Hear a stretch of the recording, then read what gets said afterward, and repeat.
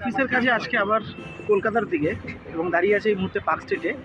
এবং দুপুরবেলার লাঞ্চের গন্তব্য হয়েছে আজকে হট কাটি রোল, কলকাতার বিখ্যাত এই রোলের দোকান। আজকের আমরা সব বন্ধুরা মিলে এখানে চলে এসেছি। চলো দেখা যাক কীরকম হয় ব্যাপারটা, তোমাদেরকে জানাচ্ছি। এই হলো সেই বিখ্যাত হট কাটি রোলের দোকান। এই হচ্ছে পার্ক স্ট্রিট মোড় সামনে। এখান থেকে জাস্ট পায়ে হাঁটা পথ, পার্ক স্ট্রিট মেট্রো স্টেশন পাশেই। এই পাশটাতে হচ্ছে পার্ক স্ট্রিট মেট্রো স্টেশনের গেট। জাস্ট পায়ে হাঁটা পথ এখানে, এবং দামগুলো খুব একটা বেশি নয়। এখানে চিকেন, মাটন সবই পাওয়া যায়।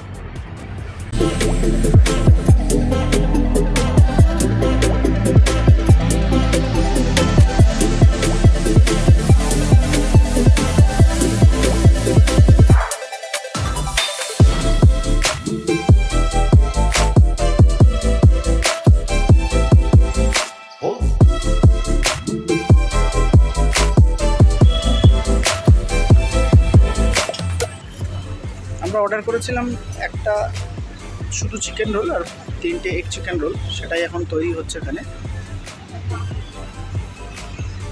চিকেনগুলো এখানে স্পেশালি হচ্ছে যেটা ব্যাপার সেটা হচ্ছে কাবাব টাইপের করা।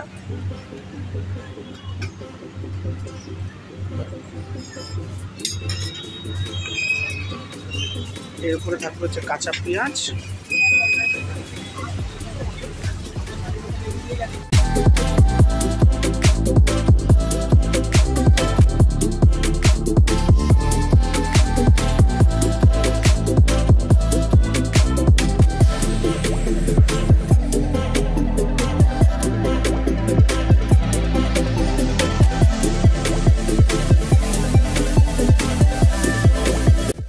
চলে এসেছে হাতে মুচকুচে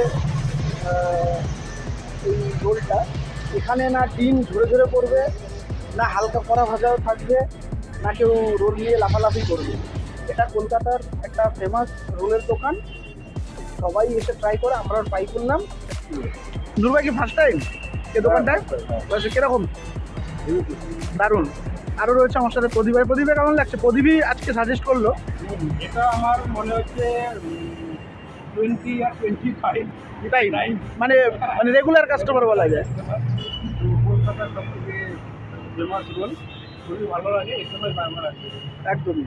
শান্তনু আর খেয়ে নি। আচ্ছা, ও খেয়ে ফিডব্যাক দেবে। এটা আমার ফার্স্ট টাইম, প্রথমবার আসলাম, বাট অসাম, আবার আসবে। মোটামুটি ফিডব্যাক তো সবারই ভালো। আমারও ওটা সেকেন্ড টাইম। এর আগে আমি যখন আগের অফিসে কাজ করতাম, এখানে ভোডাফোনের অডিটা আসতাম, সেই সময় এই দোকানটাতে খেতাম দুপুরবেলায়। আর আজকে অনেক বছর পর আবার এখানে আসলাম।